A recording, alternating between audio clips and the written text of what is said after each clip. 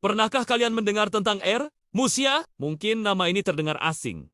Tapi ini adalah salah satu babak paling kelam dalam sejarah Indonesia. Hari ini, kita akan mengungkap kisah tragis di balik kerja paksa zaman pendudukan Jepang. Jadi, tetap di sini ya! Saat Jepang datang ke Indonesia pada tahun 1942, mereka awalnya disambut sebagai saudara tua yang akan membebaskan kita dari Belanda. Tapi harapan itu pupus dengan cepat. Jepang membutuhkan banyak sekali tenaga kerja untuk proyek-proyek perang mereka.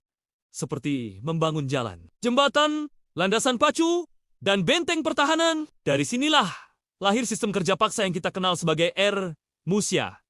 Awalnya, perekrutan dilakukan secara sukarela. Jepang menjanjikan upah, makanan, dan kehidupan yang lebih baik. Banyak yang tergiur, terutama di desa-desa. Tapi seiring berjalannya waktu dan kebutuhan perang yang semakin mendesak, janji-janji itu tinggal janji. Perekrutan berubah menjadi paksaan. Para pemuda diambil paksa dari rumah mereka, dari sawah mereka, bahkan ada yang diculik di tengah jalan. Mereka semua disebut pahlawan ekonomi oleh Jepang.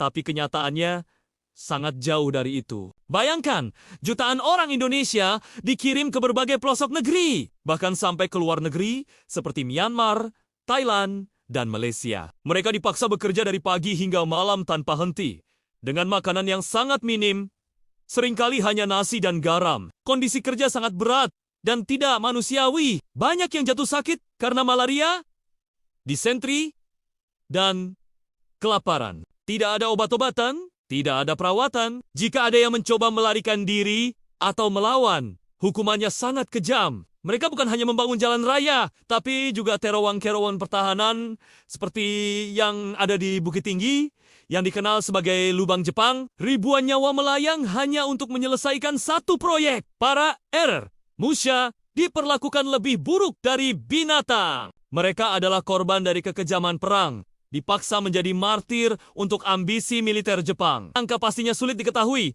tapi diperkirakan ratusan ribu hingga jutaan orang meninggal dunia. Mereka meninggal jauh dari rumah, tanpa pernah melihat keluarga mereka lagi. Kisah Air Musia adalah pengingat betapa mahalnya harga sebuah kemerdekaan. Mereka adalah pahlawan yang terlupakan, yang pengorbanannya menjadi fondasi bagi Indonesia yang kita nikmati hari ini. Kita tidak boleh melupakan penderitaan mereka. Jika kalian merasa cerita ini penting untuk diketahui lebih banyak orang, jangan lupa untuk like, bagikan video ini, dan tulis pendapat kalian di kolom komentar. Apalagi sisi kelam sejarah yang ingin kalian kita bahas bersama. Subscribe channel ini agar kita bisa terus belajar dari masa lalu. Terima kasih.